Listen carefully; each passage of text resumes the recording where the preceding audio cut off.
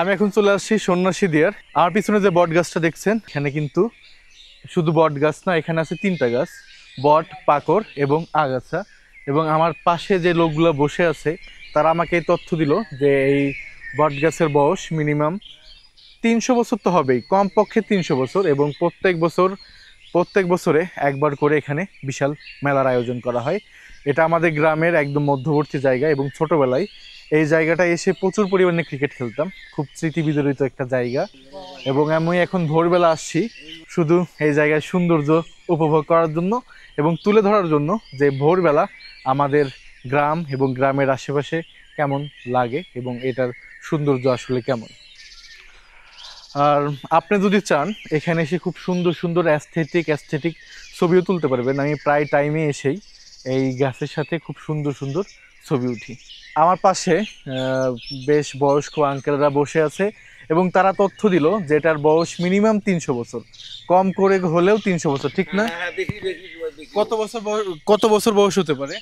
300 উপরে চলে দেবো। 300 উপরে যাবে? হ্যাঁ, বাপ গাছে এই গাছের কথা। আপনার ঠাকুর দাদার বাপের গাছ এই গাছ, তাহলে তো অনেক বছর বয়স। হ্যাঁ। এখানে যে মেলা হয় এটা কোন মাসে?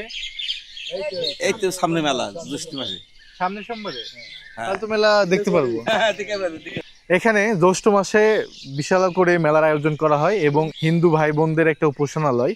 এবং আমার পাশে যে দেখতে পাচ্ছেন এটা হচ্ছে একটা মন্দির এবং এই মন্দিরের অপোজিটেই বিশাল বড় একটা জায়গার ঠিক মাঝখানে এত সুন্দর একটা বট গাছ। এবং এখন মোটামুটি 5টা 40 বা 45 বাজে এবং ভোরবেলা দেখেন গ্রামের কত মানুষ এই বট গাছের নিচে বসে গল্প করছে। এই যে বিশাল বট গাছ, এটা শুধু রৌদ্রে ছায়াই দেয় না, এটা একটা ঐতিহ্য। শুধু আমাদের গ্রাম না, পার্শ্ববর্তী সকল গ্রামেরই একটা ঐতিহ্য এই বট গাছ। এবং এটা বিভিন্ন ইতিহাসের একটা সাক্ষী। প্রায় 300 বছর, কতগুলো জেনারেশন পার হয়ে গেছে এই বট গাছ দেখে আপনি হিসাব করতে পারেন।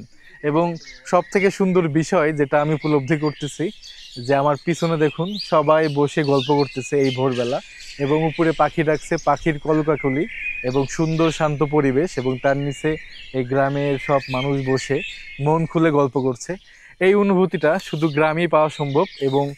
এবং এত সুন্দর আমার কাছে লাগলো যে আমার মন ভরে গেছে এই প্রকৃতি, এই মানুষজন এবং এই আবহাওয়া দেখে। আজকে অলরেডি সূর্য উঠে গেছে, ভোরের সকাল আজকে এই পর্যন্তই। আবার দেখা হবে অন্য কোনো ভিডিওতে। আজকে এখানেই শেষ। আল্লাহ হাফেজ।